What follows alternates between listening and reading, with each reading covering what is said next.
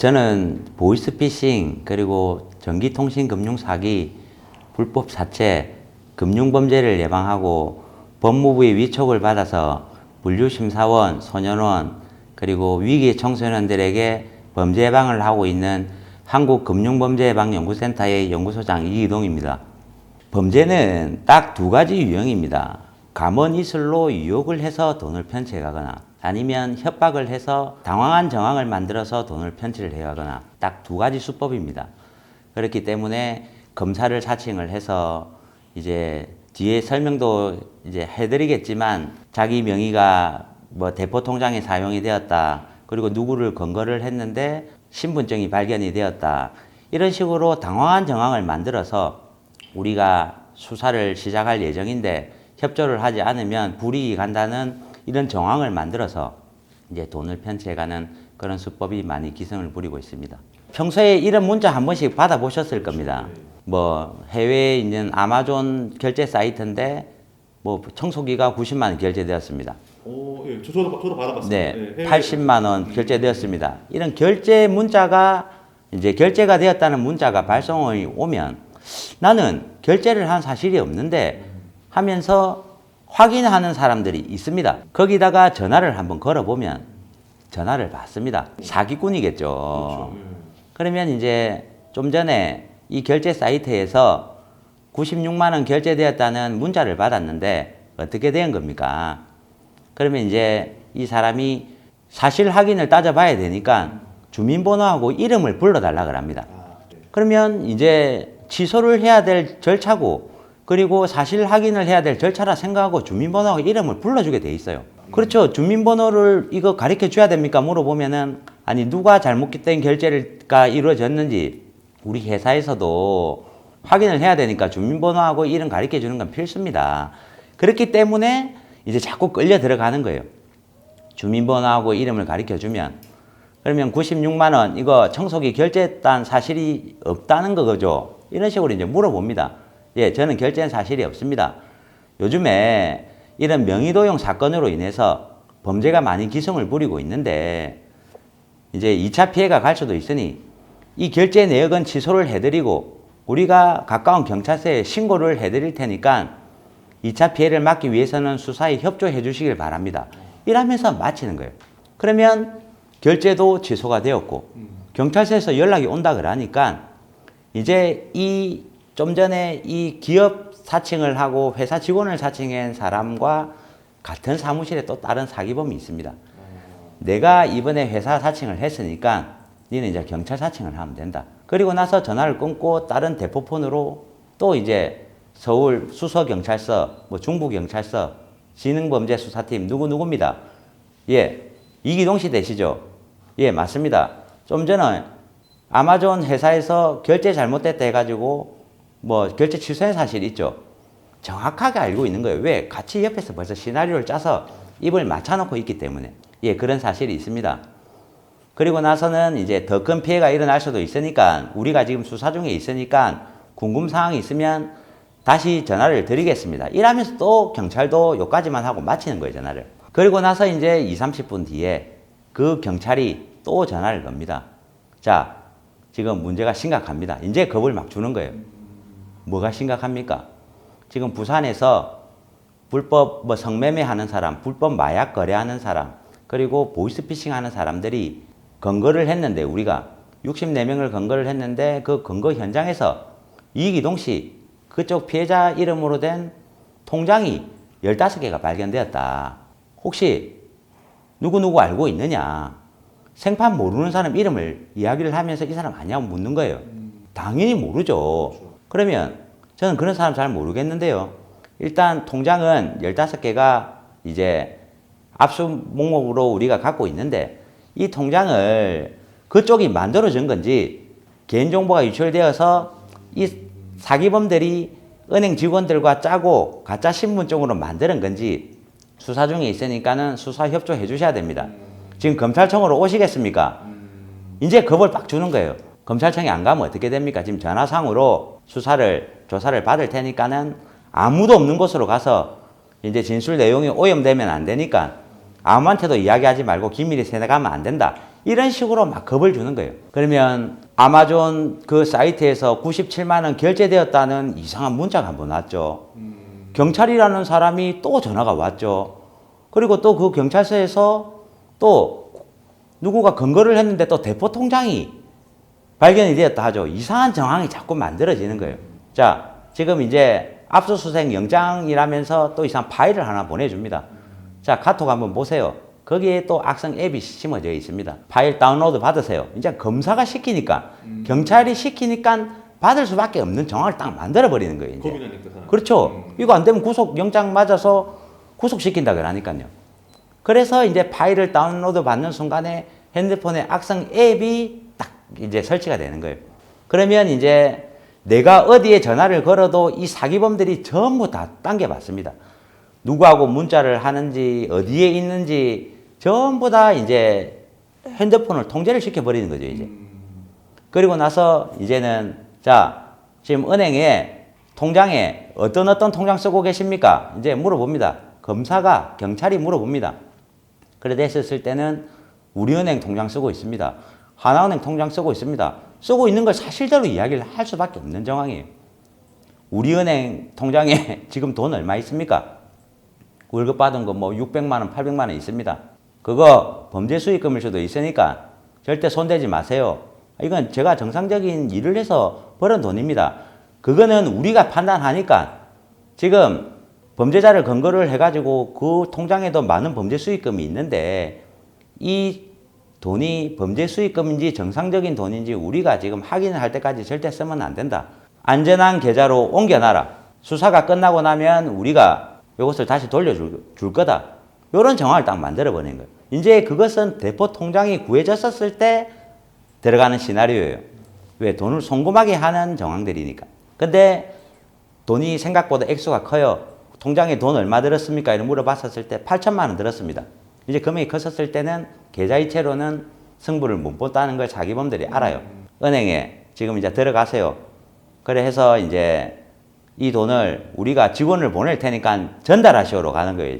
이제 8천만 원이 이제 그 대포 통장으로 송금이 되어버리면 인출할 시간도 많이 걸리고 또 인출 한도가 있고 그리고 요즘에는 지급 정지가 빨리빨리 움직이기 때문에 그 8천만 원이라는 돈을 하루아침에 출금하기란 쉬운 게 아닙니다. 그렇기 때문에 이제 은행 직원한테도 갔었을 때 은행 직원도 님의 재산을 노리고 경찰들과 짜고 장난치는 팀일 수도 있으니까 왜? 요즘에 큰 돈을 출금하러 들어갔었을 때는 은행 직원이 무슨 용도의 출금인지 물어보게 돼 있어요. 근데 그 앞서서 사기범들은 수를 또 보고 있는 거예요. 절대 은행 직원이 어떤 돈인지 물어봤었을 때 범죄 수익금이라든지 이런 전화 받고 출금한다 하면 안 된다.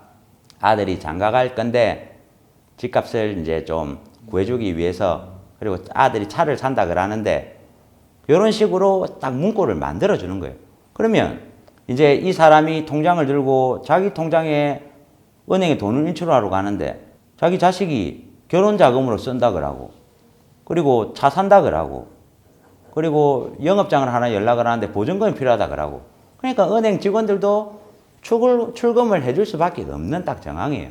그랬었을 때 이제 감시를 하고 있기 때문에 조금 이상한 생각이 들어서 112에 또 은행에 금감원에 전화를 걸어봐도 사기범들이 딱 당겨봤습니다. 그래가지고 이제 조금 이상해서 112에 신고를 해가지고 지금 어느 경찰서에 검사라는 사람, 어느 검찰청에 검사라는 사람이 어느 경찰서에 형사라는 사람이 지금 돈을 찾아서 이렇게 전달해라 그러는데 맞는 겁니까? 물어보면 사기범들이 당겨받았기 때문에 이제 요즘에 금융범죄 예방 차원에 지금 계속 개인정보 유출로 인해서 많은 피해가 일어나고 있는데 수사기관에서 하는 것은 따라주셔야 됩니다. 아니면 큰일 납니다.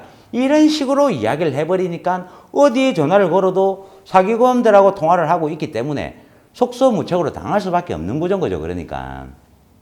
그러면 이제 사기범들이 고수익 알바나 이런 포털 사이트나 쉽게 돈 벌 수 있다는 구인구직 알바 사이트를 만들어 놓고 이제 또 돈을 전달할 팀을 또 꾸려 놓습니다. 해외에 있는 기업인데 우리가 서류 전달하는 일을 좀 하고 있다.